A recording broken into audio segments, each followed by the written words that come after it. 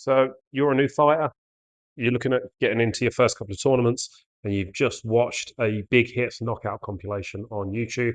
You've decided you want to be a halberdier, okay? Well, here's my top tips. Don't do that.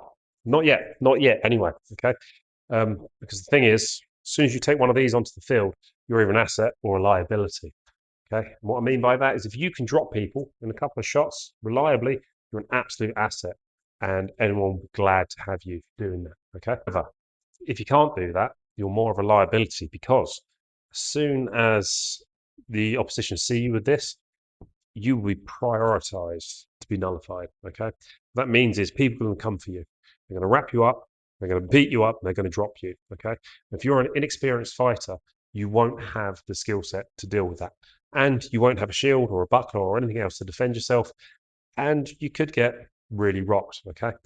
Um, but there is good news here. Okay. Most of the skills that you need to be a really good halberdier can be developed with a sword and shield, sword and buckler, whatever. Okay. Because the striking isn't be all and end all being halberdier. Okay.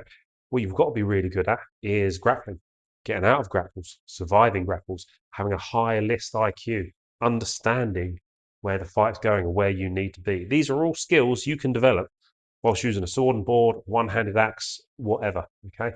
You won't be as vulnerable and you won't be as targeted. Giving you more time on your feet to develop these skills, okay? By all means, train with it in the background.